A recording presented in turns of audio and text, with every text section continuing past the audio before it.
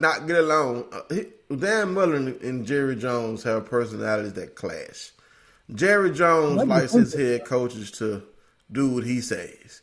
Dan Mullen is not that type of coach. Yeah. They would get into it. Dan Mullen probably would last a season as Cowboys head coach. Now, if by some chance Jerry Jones decides, well, I'm going to back off and let you do your thing, here's the thing. Dan Mullen turned Dak Prescott into an NFL quarterback. Who better than to turn him into a continued NFL All-Pro quarterback because he knows all of Dak's strengths and weaknesses. What he doesn't know is how Dak has improved. So when you get Dan Mullen there, well, he's seen it, but I'm just saying how Dak has improved as a pro. Because, have you seen Dak do his little dance when he's loosened up? He didn't do that at State. But loosey-goosey dance. Yeah, but I think this will be a good marriage. If Jerry Jones, let Dan Mullen coach, I could see him being successful. I would love to see that. I would love to see that, him getting back with Dak and, continuing to grow Dak as a quarterback. So, like I said, he coached him in college, turned him into the quarterback that he was to get drafted, and now back to mold him again. But I don't think Jerry Jones is ever going to, relinquish his hold on the Dallas Cowboys like he has. You're going to have to pry from his cold, dead fingers. and Jerry Jones is still alive. Don't look like he's going nowhere. So whoever decides to be the head coach, be prepared to have a nosy owner in your business. Here's my question for you. Everybody has jumped on the Dallas bandwagon because of Dak. I am one of them. I hated the Cowboys for 33 years of my life. I still hate the Cowboys. And now I'm a Cowboys fan because of Dak. And if he ever leaves, I'm gone.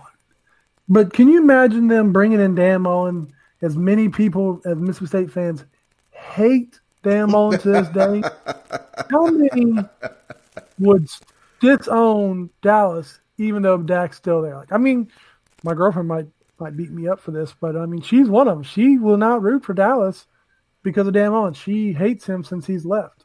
So there's one fan going. I just want to know how many other fans are rolling out because of Dan Mullen. I'm a Dak fan. I don't have secondary teams. I'm a diehard Chiefs fan. I like players, but I don't root for no squad except for the Chiefs. I'm down here in New Orleans, in New Orleans Saints land. I like Drew Brees. I don't care for the Saints to win. I like Drew Brees. I've liked Drew Brees ever since he was a quarterback at Purdue. Now, if he's coming up against my Chiefs, I want him to throw 5 interceptions and no touchdowns. But if he's playing, I was glad to see him play well against San Francisco. But it did not impact me when the Saints lost, especially the way they lost. I was just happy that we held on to beat them Patriots. But that was good. Did you see all my my Facebook war with the Saints? Because I do not like the Saints. Did you see how much hate I took on that post? No, I did. I missed that.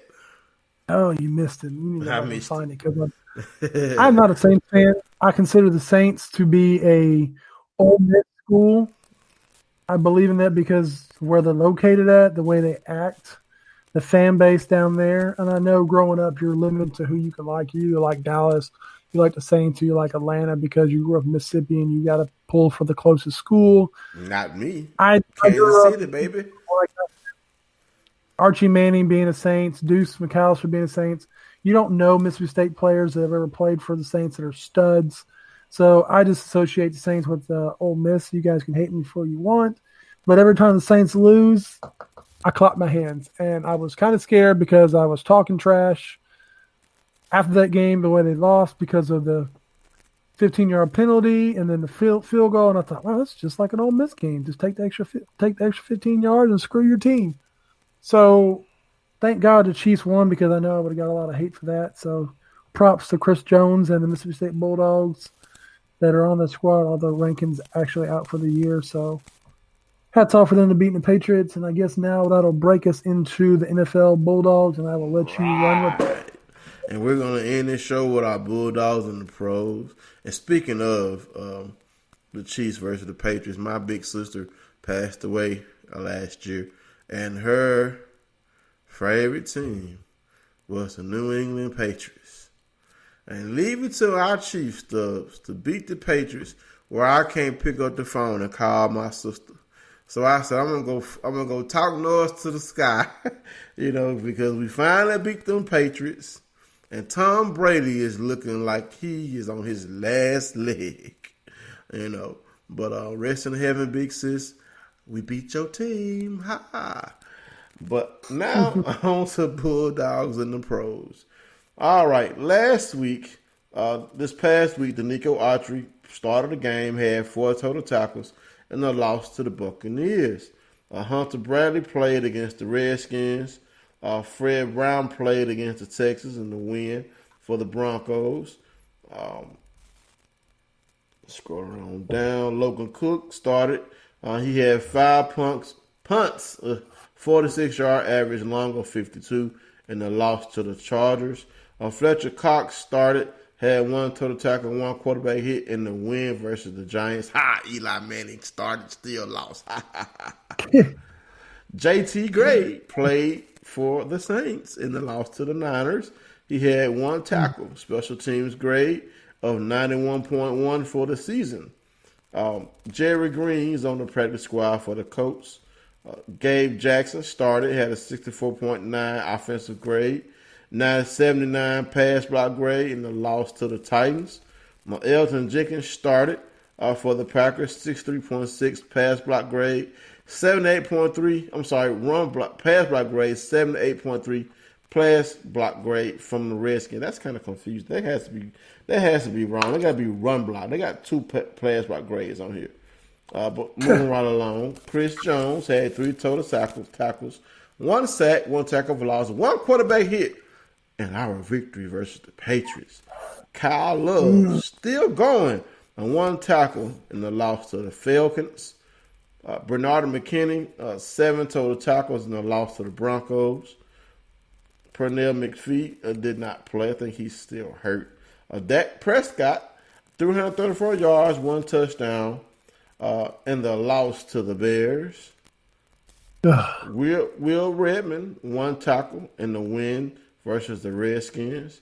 Jeffrey Simmons continues to be a beast.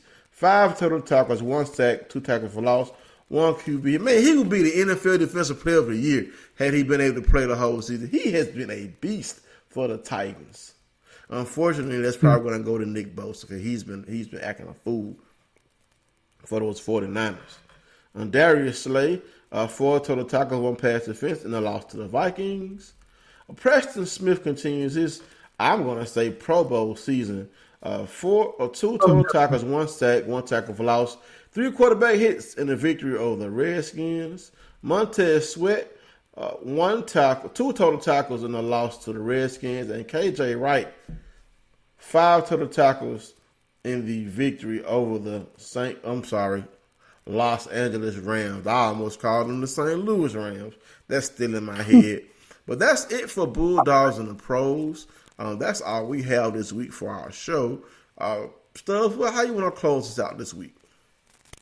One other thing I want to put out there is you're talking about Logan Cook with his 5 punts. I don't know if anybody saw his fake punt with his pass. I did share that on Facebook on the Maroon Madness media page. Check that out.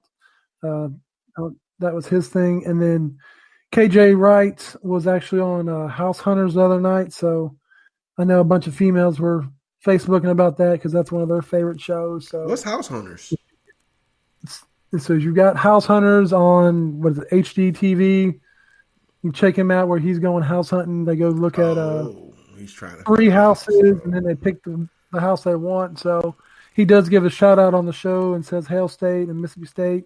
So anybody want to check that out? It's probably on their on-demand program or stuff like that. So other than that, that's all I've got this week. I'm hoping for a good weekend. Girlfriend comes into town. We are doing our Christmas this weekend.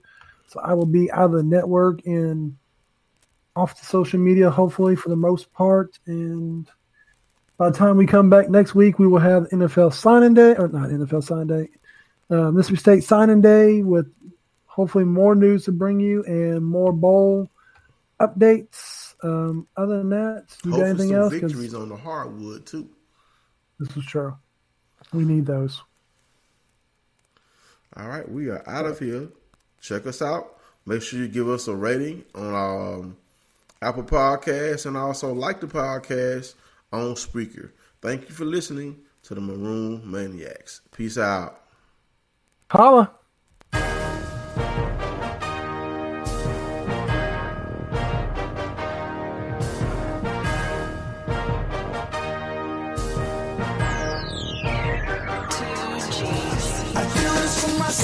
I do this for my town.